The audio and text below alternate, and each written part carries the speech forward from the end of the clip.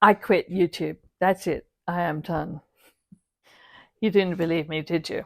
Well, let's talk about this. And also, let's talk about the seasonal values that are involved in creating a YouTube video. What did I learn this week? Well, I learned that there are seasonal values, and I'm going to mention that in a minute. But what I want to address first is, how often do you think about quitting your YouTube channel? When that question was posed to me, it's every week. Every week I'm thinking, like, why am I doing this? I should give this up. I should quit. But I'm not a quitter. And I like to learn and I like to persevere. So I'm still at it. Now, I watched other successful YouTubers who were on the verge of quitting, and they decided to persevere and continue on. And then their channel took off. So they were glad that they waited. They were glad that they persevered. So I'd like to encourage you to do the same, just as I encourage myself. Being a counselor, I know the value of self-counsel. And that is whatever means or resource that you have to encourage yourself to continue moving forward. Whether it's a friend's encouraging comments, something that you've watched that was inspiring, or something that you've read, perhaps a saying that you use to help yourself move forward. You use whatever you need, whatever resources you have for self-counsel to encourage yourself when no one else is around to do the job. So what did I learn or discover this week? Seasonal values play a significant role in content creation.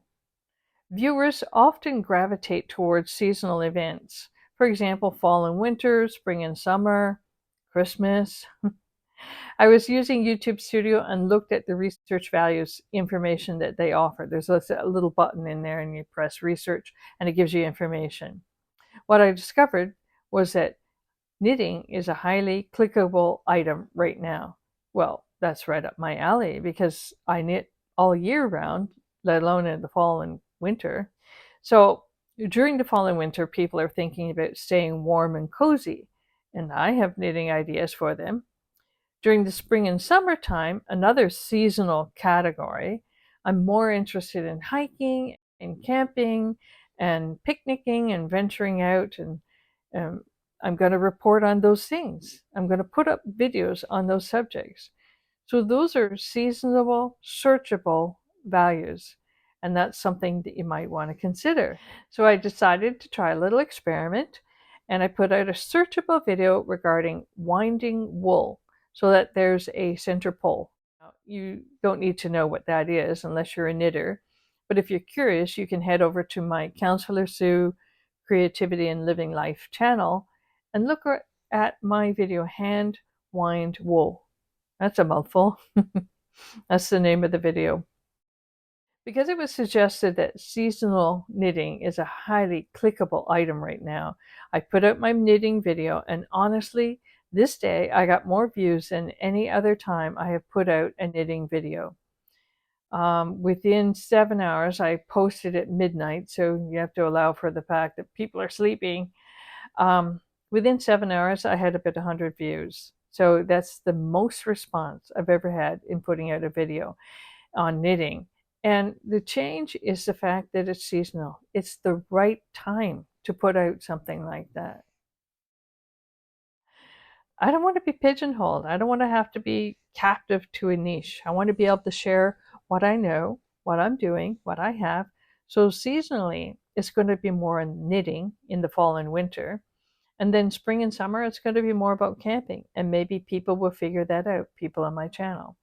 They'll figure out that there's two main things: the outdoorsy activities, because I like them, and also then the knitting.